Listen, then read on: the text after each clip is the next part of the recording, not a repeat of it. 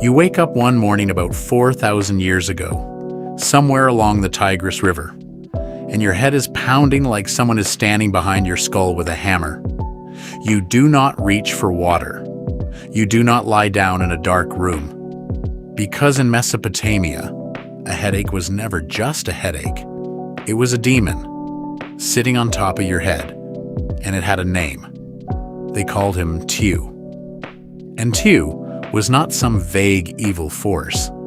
He was specific. He was believed to physically perch on the skull and squeeze, and the ancient healers who treated him were not what we would call doctors. They were exorcists, known as the Ashipu, and their entire job was part medicine, part warfare against invisible enemies. Here is where it gets strange. If you had a headache in ancient Babylon, you might see two very different kinds of healers, and both were treated with equal respect. There was the ASU, who worked with real physical remedies, herbs, oils, plant-based treatments rubbed into the scalp. And there was the Ashipu, who skipped the herbs entirely and went straight for the supernatural, reciting incantations meant to physically drag the demon out of your body. And people did not see one as more legitimate than the other.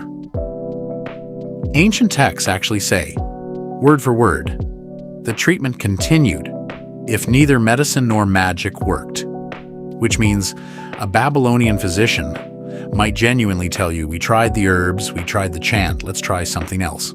So what did that something else look like? Sometimes it meant tying strange materials directly onto the head, objects believed to trap or repel the demon.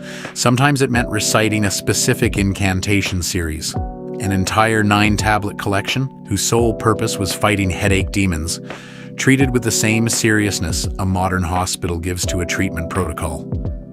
But here is the part that should make you sit up. If none of that worked, they escalated, all the way to cutting a hole in your skull.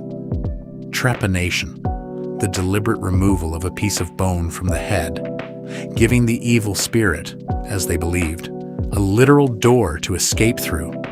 And the wildest fact of all, skulls from this era have been found with new bone growth around the hole, which means some people survived it, woke up, kept living, with a hole in their head on purpose, because a priest decided a demon needed an exit. Now here's the open question. Why would an entire civilization, one advanced enough to build irrigation systems and write the first laws in human history, look at a headache and blame a spirit instead of, say, dehydration or stress? The answer is almost more unsettling than the treatments themselves.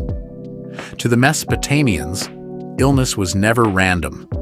It was never bad luck. It was believed to be a punishment, a consequence of something you did wrong, or something a demon decided to do to you personally. Which means every headache carried a moral weight. You were not just in pain. You were being told something by the universe itself. And that belief did not stay in Mesopotamia. Their headache demon Tiw, their exorcism rituals, their entire framework of illness as spiritual battle, it echoed forward into Egyptian medicine.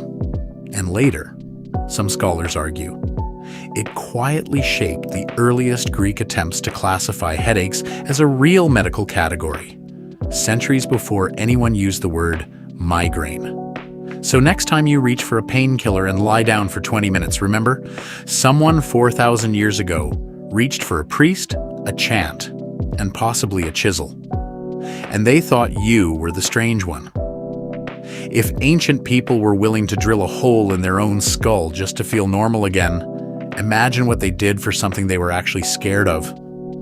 Follow along, because next time, we're going somewhere even stranger.